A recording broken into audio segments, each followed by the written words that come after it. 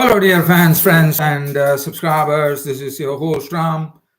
This on a Sunday, the 24th of April, welcoming you all to the Cricket Happening Show with the news that Mumbai Indians are still scoreless on points in the Tata IPL 2022 as the Lucknow Super Giants won the match comfortably against the Mumbai Indians by 36 runs in the I think it was the 37th match of the Tata IPL 2022 played at the Wankhede Stadium.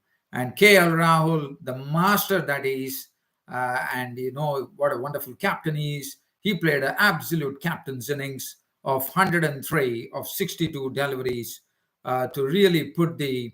I mean, I wouldn't say it was a. It was not a very big score to really chase for Mumbai Indians. But I think KL Rahul's 103 was something which really gave a sort of real foundation to the score of Lucknow Super Giants, who made 168 for 6, and the Mumbai Indians finished with 132 for 8. So I'll be talking about that game. Um, and after that, I'll also talk about some international cricket news, which the Sri Lankans are touring Bangladesh, and they're going to be playing 2 test matches against Bangladesh. So the Bangladesh squad was announced. We'll have a look at that. Shakib Al Hasan is back into the mix for Bangladesh, which is good news. Now, okay, so now I'm going to start with this particular game. Just going to do a short report on this match between the Lucknow Super Giants and Mumbai Indians. The toss was actually won by the Mumbai Indians, and Mumbai Indians, as normally all the teams have done so far, unlike yesterday when Hardik Pandya actually decided to bat first. Mumbai Indians decided that they would field first, so the Lucknow Super Giants were out to bat. Well, when the inning started, we saw that the power play overs were a bit tight, especially from Daniel Sams and Ritik Shokeen. The right-arm off-break bowler was immediately put into action by by Rohit Sharma. And for everyone, this was an important match as Mumbai Indians, who are scoreless on points, were hunting for their first points in the Tata Indian Premier League 2022. So the start was good. It was a tight burst, I thought, in the power play overs by these 2 bowlers, Daniel Sams and Ritik Shokeen, and also Jasprit Bumrah to a certain extent. But then finally, KL Rahul and then Quinton de Kock was the first wicket to go when the score reached 27. He was caught by Rohit Sharma of the bowling of Jasprit Bumrah, as he was caught at short cover when he tried to actually drive at a low full toss from Bumrah, and it went into the air, and Quinton de Kock was a goner. So that was the first wicket, 27 for 1. And then KL Rahul, after being a bit quiet and also, as I said, some good bowling at the start, finally Rahul started to take off with back-to-back 4s of the bowling of Daniel Sams, as he was joined in by Manish Pandey. And even then we saw that the bowling was a bit tight, but KL Rahul suddenly got going. He was the only one who single-handedly took the score to 168 for 6, as he was there not out on a pristine innings of 103 of just 62 deliveries, 12 fours and 4 sixes, as a captain making a big statement there. And what a knock it was. Anything which was short was disappearing. Anything which was shot outside the off stump was cut fiercely by Rahul, and he was playing the ball to hitting the ball to all corners of the field. And then he also clattered in the end, merited for 2 sixes, and also went after Daniel Sams as well, hitting those sixes. And it was a real treat to watch KL Rahul, because you know what a classical player KL Rahul is, and it was an absolute treat for the Wankhede Stadium spectators. But other than that, Manish Pandey's contribution was 22. Kieron Pollard played a good hand in this particular game, where Kieron Pollard bowled 2 overs and he picked up 2 wickets for 8 runs. Manish Pandey was done in by Pollard as he went after Pollard, and he was gone for a run ball 22.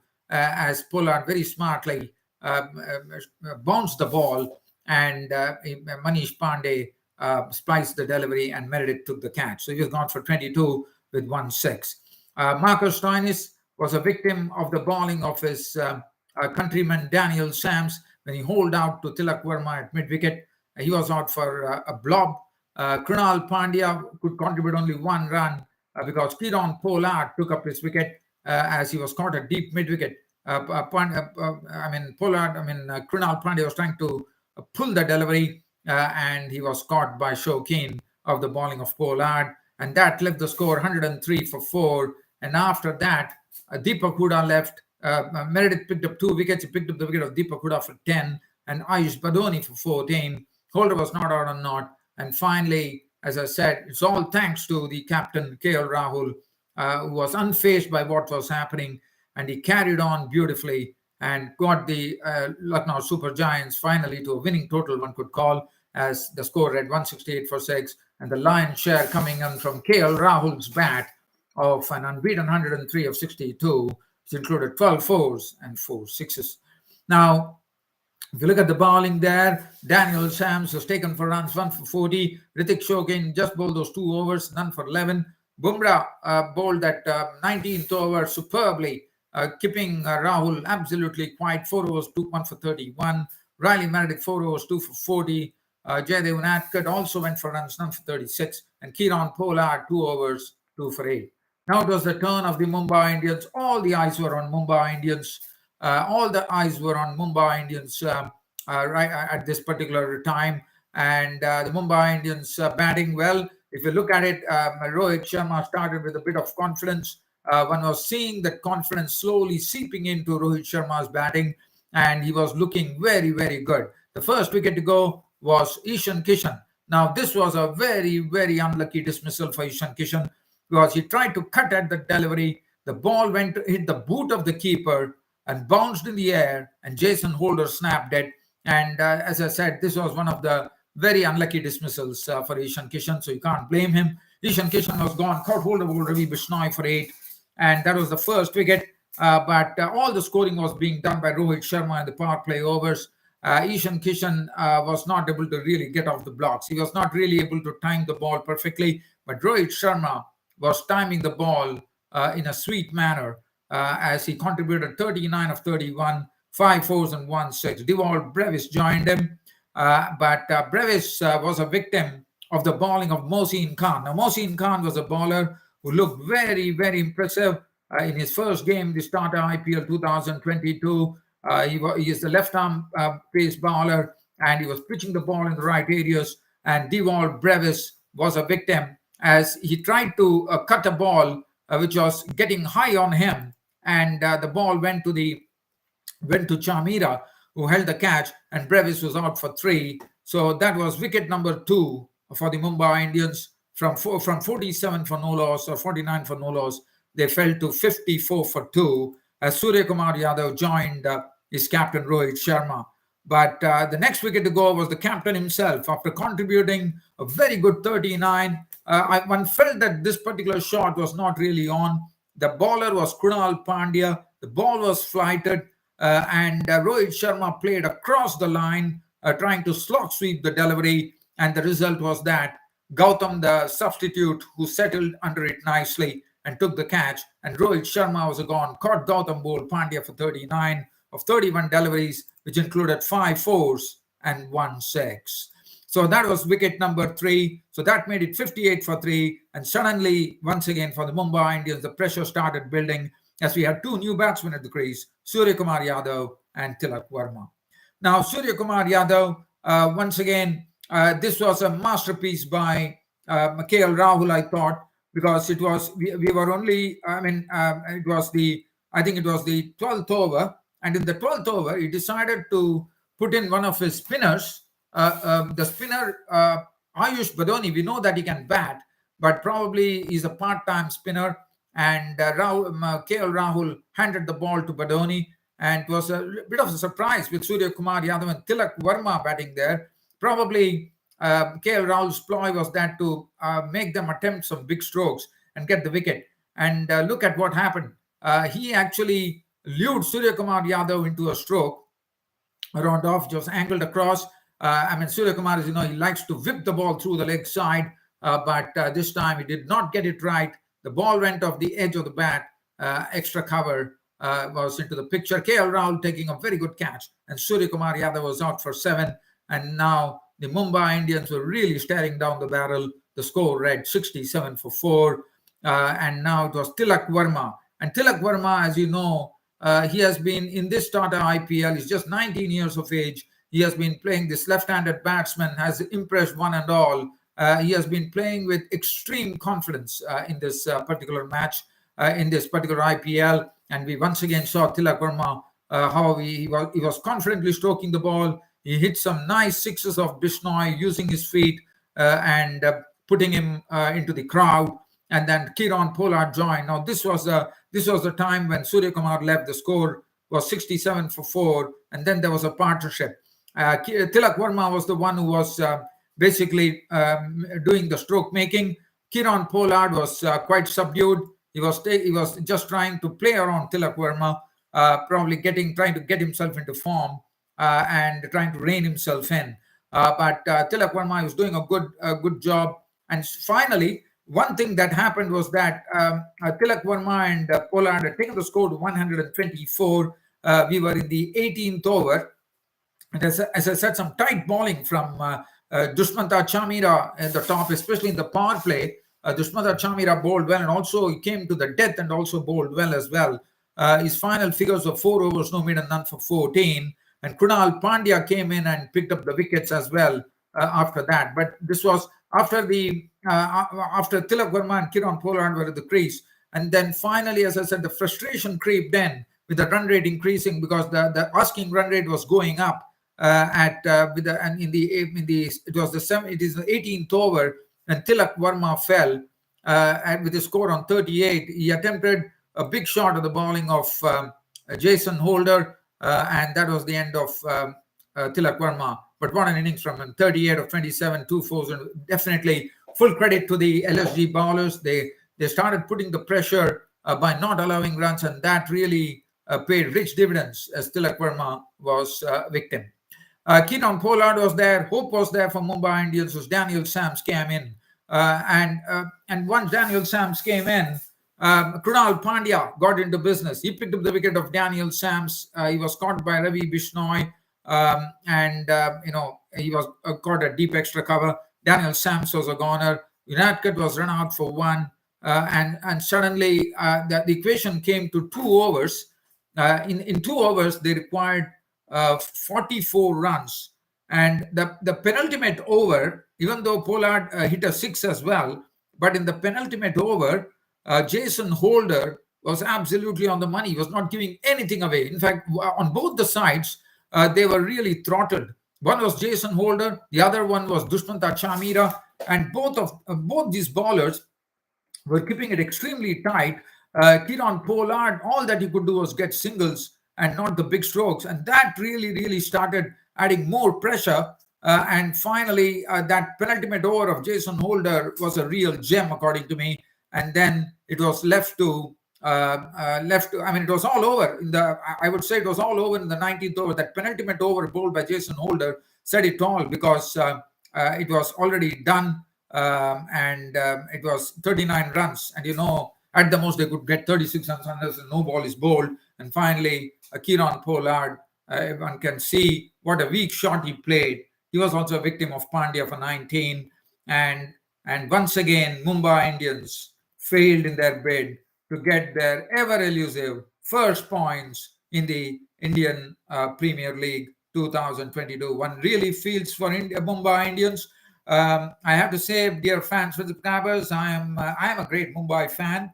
I know that they are not hitting their straps. I feel for it because being a person from Mumbai, I really feel for Mumbai. But as I said, this is cricket. One has to be. I'm not telling that it is my favorite team for sure because I hail from Mumbai. But yes, I feel sorry for them. But I think they basically have to get their bearings right. Someone needs to play a long innings. Someone needs to stay. And for me today, If at all Mumbai needed their first points, to me, the man who could have stayed there was the Mumbai captain, Rohit Sharma. He could not have played such a stroke. You could have just waited and see what happened, because you know that you have nothing to lose. It's just a matter of getting the points. So I thought that for me was a turning point in the game, according to me. Now, looking at the bowling card, Mohsin Khan was very impressive with the ball. One saw that he was bowling very smartly. He has some pace. He bowls a lot of variations as well. 4 overs, 1 for 27. Dushmantha Chamira was excellent with the ball. I mean, if you bowl 4 overs for 14 with some pace that Dushmantha Chamira has, you can just understand what good bowling this has been from Dushmantha Chamira.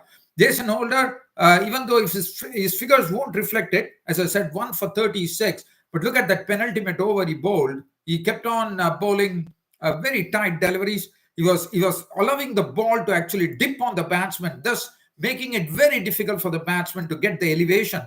So it was very difficult for them to really go and have a tonk on Jason Holder. So I really like the fact that Jason Holder bowled excellently. That penultimate over really settled everything for the LSG. Krunal Pandya, he did a wonderful job, 3 for 19. Ravi Bishnoi, 1 for 28, and Ayush Badoni taking that wicket. But as I said, KL Rahul's innings was the one which really was the big trumpet, according to me, in this particular game. And dear fans and subscribers, tomorrow the match coming up is between Punjab Super Kings Punjab playing against the Chennai Super Kings. So that should be a very good game of cricket which is coming up. Well, Pranshu Mittal, you have been asking me my favorite IPL team. Well, my favorite IPL team, my friend, is still Mumbai Indians, but I will probably put my money on Gujarat Titans. To me, the Gujarat Titans are the ones probably I feel are more inclined. I mean, not more inclined, because I feel they are the ones I'm feeling that would be coming close to winning the title. But, well, I could be proved wrong, but this is my pure opinion, looking at the way the Gujarat Titans have been shaping up and looking at their complete composition as well. Well, Anand Vishwanathan, it's good to see you. I'm happy to see a lot of cricket fans on this cricket show. I'm really love it. Samir Kumar, Pranshu Mittal, everybody, welcome to the show here. And happy to see you all. Well, Anand Vishwanathan, who will win Orange Cap? That's a very good question. Well, Anand, I'm going to reserve my comments because I think it's too early to say that. Because, that is something that probably I wouldn't be able to say, my friend Anand. This is not something that I would be able to. So sorry if at all I disappointed you. But also talking about some international cricket news coming our way. This is the Sri Lankans are touring Bangladesh for a 2-test series. So Shakib Al Hassan is back in the Bangladesh squad. So that would be some sort of a real boost for the Bangladesh team. And Shadman Islam and Abu Jayad has been dropped. There's a rookie into the Bangladesh team, an uncapped fast bowler by the name Rajaur Rahman Raja comes into the team. And as you know, Shakib Al Hassan did not play in the test against New Zealand and South Africa. So definitely that will be a big advantage for them, having Shakib Al Hassan in the ranks, especially playing at home against the Sri Lankans. Bangladesh, well, the Sri Lankans, as we know, is a rebuilding team. So Bangladesh will definitely fancy their chances against Sri Lanka. And looking at the team composition, they still have their problems. I mean, left arm quick Shariful Islam is very impressive. He's not included because of the injury. Taskin Ahmed is not recovered from his shoulder injury. So those are the two big blows, according to me, because I think both of them bring in a lot of variety. Taskin is their prime strike bowler. So definitely Sri Lanka will feel that they might have a sort of an opportunity here. Looking at but as I said, the Bangladeshi unit is looking pretty strong. Mominul Haq will lead the side. Tamim Iqbal, the experience of Tamim Iqbal, Mushfiqur Rahim and Shakib Al Hassan is something which will be strengthening them to a great deal, and especially playing in front of the home crowd. I think they have an immense advantage, no doubt about it. Mahmudul Hassan Joy is the upcoming cricketer from Bangladesh. He showed it in the tour against South Africa as well. What amount of patience he has.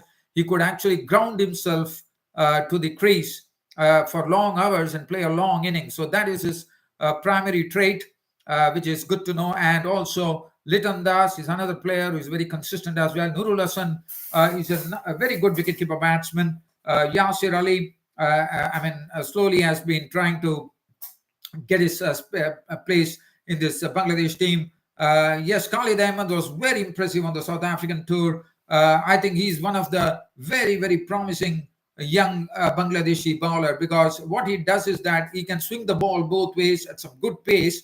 And Khalid Ahmed was very impressive. What the bottom line was that picking up wickets, and he definitely did that in South Africa. Raja Rahman Raja, as I said, the rookie face. He's a rookie pace bowler, so it's good to see this Bangladeshi team really getting a lot of pace bowlers.